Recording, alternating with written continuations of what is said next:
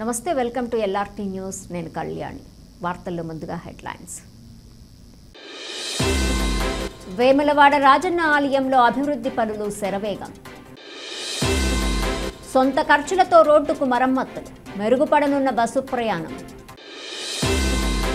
జాతీయ క్రీడా దినోత్సవ వారోత్సవాలలో భాగంగా సిరిసిల్లలో సైకిల్ ర్యాలీ. ముస్తాబాద్ మండలంలో వినాయక నవరాత్రి ఉత్సవాలు.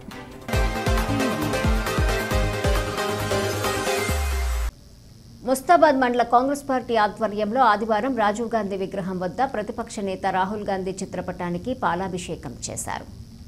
ఈ కార్యక్రమంలో మండల కాంగ్రెస్ అధ్యక్షుడు ఏళ్ల బాలరెడ్డి మాట్లాడుతూ బీహార్లో ఓట్ చోర్ గద్దె చోర్ నినాదాలతో రాహుల్ గాంధీ చేపట్టిన యాత్రకు దేశవ్యాప్తంగా ప్రజా మద్దతు లభిస్తోందని అన్నారు. దాంతోనే రాజకీయ ప్రత్యర్థులు ఆయనపై అసత్య ఆరోపణలు, ఫేక్ వీడియోల ద్వారా దుష్ప్రచారం చేస్తున్నారని విమర్శించారు. బీజేపీ నాయకులు దేశ అభివృద్ధి గురించి ఆలోచించకుండా ఓట్ల చోరీ, మతాల మధ్య చిచ్చు పెట్టడం తప్ప వేరే పని చేయటం లేదని మండిపడ్డారు. వరదల్లో చిక్కుకున్న వారిని రక్షించడంలో ప్రభుత్వ విప్ ఆది శ్రీనివాస్, కేకే మహేందర్ రెడ్డి చేసిన కృషిని గుర్తించకుండా బీజేపీ, బీఆర్ఎస్ నేతలు ఒకరినొకరు అభినందించుకోవటం వారి గోప్య ఒప్పందాలను బయటపెట్టిందని అన్నారు. ఈ కార్యక్రమంలో మార్కెట్ కమిటీ చైర్మన్ తలారి రాణి నర్సింహులు, జిల్లా ప్రధాన కార్యదర్శి కొండం రాజిరెడ్డి, పట్టణ కాంగ్రెస్ అధ్యక్షుడు గజ్జల రాజు, మాజీ ఎంపీటీసీ గుండెల్లి శ్రీనివాస్ గౌడ్, వివిధ గ్రామాల శాఖ అధ్యక్షులు, జిల్లా నాయకులు, విద్యార్థి విభాగం, యూత్, మహిళా కాంగ్రెస్ కార్యకర్తలు పాల్గొన్నారు.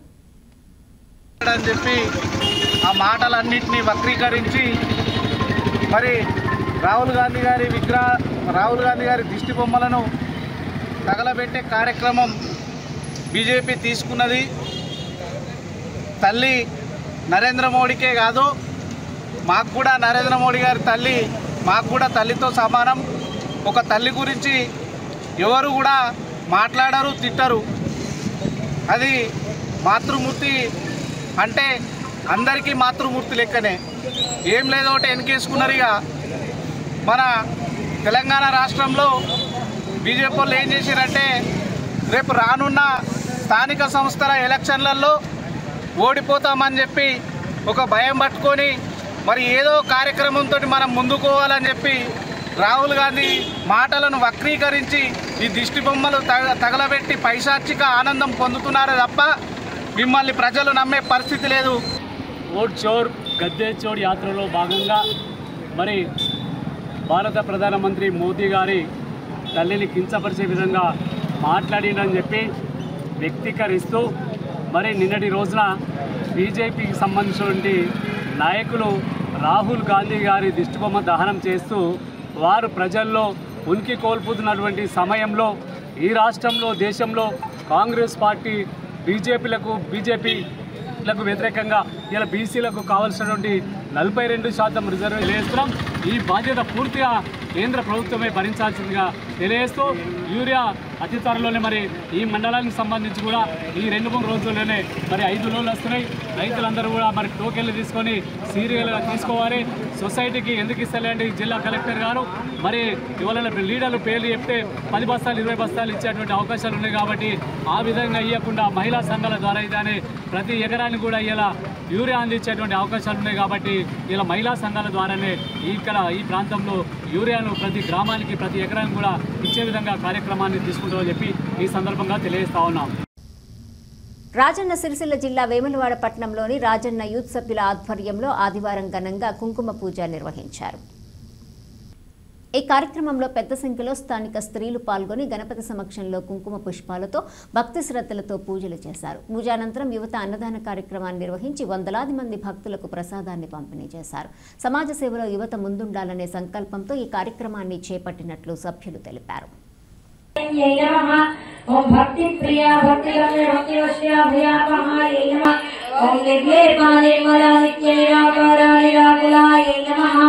ओम निर्गुणा निष्कलाशा ओम निष्क्रोध क्रोधमणि निर्लोभ लोभनाशिन्ये नमः ओम निसंशया संशयति.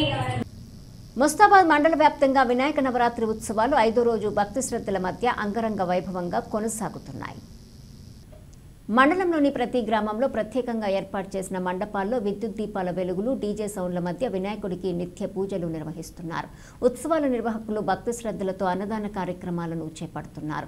ముస్తాబాద్ మార్కండేయ దేవాలయంలో ఆలయ కమిటీ ఆధ్వర్యంలో కొలువుదీరిన బొజ్జగనపయ్య వద్ద అన్నదాన కార్యక్రమం నిర్వహించగా, నామాపూర్లో శ్రీకృష్ణ యూత్ అసోసియేషన్ ఆధ్వర్యంలో 15వ వార్షికోత్సవాన్ని పురస్కరించుకుని వినాయక మండపం వద్ద అన్నదానం చేపట్టారు. ఈ సందర్భంగా మహిళలు పెద్ద సంఖ్యలో గణేష్ మండపాలను దర్శించుకుంటూ మంగళహారతులు సమర్పించి ప్రత్యేక పూజలు నిర్వహించారు.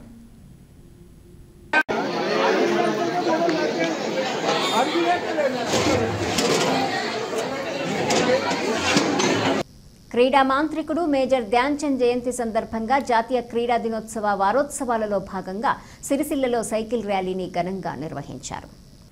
ఈ సందర్భంగా జిల్లా యువజన క్రీడల శాఖ అధికారి ఏ రామదాసు మాట్లాడుతూ, శారీరక దారుఢ్యం, ఫిజికల్ ఫిట్నెస్ ప్రతి ఒక్కరికి ఎంతో అవసరం. వ్యాయామం, యోగా, క్రీడలు శారీరకంగా, మానసికంగా ఉల్లాసాన్ని అందిస్తాయి. విద్యార్థుల నుంచి యువత, వృద్ధులందరూ ఆరోగ్యకర జీవనశైలిని అలవర్చుకోవాలి. ఆరోగ్యంగా ఉన్నప్పుడే మనిషి ఎక్కువ కాలం సజీవంగా, ఉత్సాహంగా పనిచేయగలడని పేర్కొన్నారు. క్రీడలు మరియు ఫిట్నెస్ కార్యకలాపాలతో ఆడడానికి మరియు పాల్గొనడానికి నేను ప్రోత్సహిస్తాను. నేను ఆడే ప్రతి క్రీడలో శ్రేష్టత, గౌరవం మరియు స్నేహం వంటి ఒలింపిక్ విలువలను పొందుపరచడానికి ప్రయత్నిస్తాను. జై హింద్. వేములవాడ శ్రీ పార్వతీ రాజరాజేశ్వర స్వామి దేవస్థానంలో అభివృద్ధి కార్యక్రమాలు వేగంగా కొనసాగుతున్నాయి. ఆలయ పరిసరాల్లోని ఓపెన్ స్లాబ్ వద్ద నిత్య కళ్యాణం, చండీ హోమం, సత్యనారాయణ స్వామి వ్రతం వంటి పూజా కార్యక్రమాలు నిర్వహించేందుకు అవసరమైన మార్పులు చేపడుతున్నారు. ఆలయ ఈవో ఎల్ రమాదేవి పనులను పర్యవేక్షిస్తూ భక్తుల సౌకర్యాన్ని దృష్టిలో ఉంచుకుని అధికారులకు సూచనలు అందిస్తున్నారు. ఈ క్రమంలో భక్తులకు ఎలాంటి ఇబ్బందులు కలగకుండా తగిన ఏర్పాట్లు చేయాలని సంబంధిత అధికారులకు ఆదేశాలు జారీ చేశారు.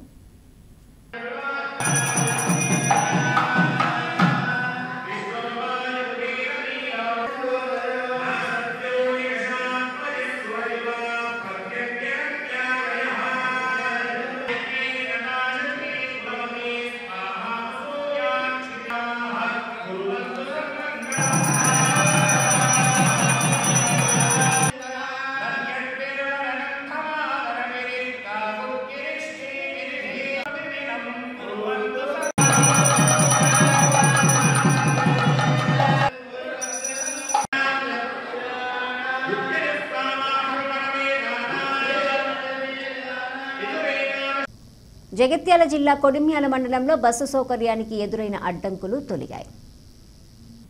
కరీంనగర్ నుండి కొడిమ్యాల మీదుగా కోరుట్లకు వెళ్లే బస్సు రోడ్డు దెబ్బతినటంతో గత కొద్ది రోజులుగా నిలిపివేయబడింది. ఈ కారణంగా మేడిపల్లి, కదలాపూర్, కొడిమ్యాల మండలాల ప్రజలు తీవ్ర ఇబ్బందులు ఎదుర్కొన్నారు. ప్రజల సమస్యను గుర్తించిన కొడిమ్యాల రైతు ఐక్యవేదిక అధ్యక్షుడు ఏలేటి నరసింహారెడ్డి, బీజేపీ నాయకుడు తిరుపతి స్వయంగా ముందుకొచ్చి సుమారు 50,000 రూపాయల ఖర్చుతో 2 కిలోమీటర్ల మేర రోడ్డుకు మరమ్మతులు చేపట్టారు. 60-70 ట్రాక్టర్ ట్రిప్పుల మొరాన్ని పోసి బ్లేడ్ బండితో చదును రహదారి ప్రయాణయోగ్యంగా తీర్చిదిద్దారు. గోవిందారం కొడిమ్యాల నుండి కరీంనగర్ వెళ్ళే బస్ సౌకర్యాన్ని ఇక్కడున్న అకాల వర్షాలతో ఈ వర్షాల వల్ల రోడ్డు పాడై బస్సు నిలిపివేయడం జరిగింది. దానికి కోనాపూర్ గ్రామం నుండి అదేవిధంగా కొడిమ్యాల నుండి విద్యార్థులు కానీ ప్రజలు కానీ చాలా ఇబ్బందులు లోనయ్యారు. అదేవిధంగా కోరుట్ల నుండి కరీంనగర్ వరకు దాదాపు 15 నుంచి 20 గ్రామాల ప్రజలకు రోజు ఈ బస్ వెంబడ ప్రయాణం చేస్తుంటారు. వారికి కూడా చాలా అసౌకర్యం కలిగింది. ఈ విషయాన్ని విద్యార్థులు, కొంతమంది ప్రజలు మా దృష్టికి తీసుకురావడంతో మేము 2 రోజుల క్రితం కోరుట్ల డిపో మేనేజర్ గారిని కలిసి, సార్ బస్సులు ఎట్లయినా పునరుద్ధరించండి, ఏ విధంగానైనా నడపండి అని చెప్తే తను మీ రోడ్ వెంబడి కొన్ని ఇబ్బందులు ఉన్నాయి, వాటిని కొంచెం చాలామందిని కలవడం జరిగింది కానీ ఎవరు కూడా పట్టించుకోలేదు. అదేవిధంగా ఈ ప్రాంతంలో ఉన్న మా డ్రైవర్ కావచ్చు, కొందరు కావచ్చు, ఎమ్మెల్యే గారి దృష్టికైనా ఆ సమస్య పరిష్కారం కాలే. కాబట్టి అది ఎట్లా అనేసి పరిష్కరించండి, మేము బస్సు పునరుద్ధరించని తను హామీ ఇవ్వడం జరిగింది. ఆ విధంగా సార్ కొట్ల డిపో మేనేజర్ గారు ఈరోజు బస్సును స్టార్ట్ చేశారు. దానికి అనుగుణంగానే కొడిమ్యాల మరియు కోనాపూర్కి సంబంధించి తిరుపతి, అదేవిధంగా కొంతమంది వారి మిత్రులు, కోనాపూర్ గ్రామవాసులు అందరూ కలిసి ట్రాక్టర్, జేసీబీ అరేంజ్ చేసుకొని మేము అందరం కలిసి స్వచ్ఛందంగా మేమే ఖర్చు భరించి రోడ్డు మొత్తం ఉన్న గుంతలు కానీ రోడ్ పోసి అన్ని క్లియర్ మొక్కలు తీసేసి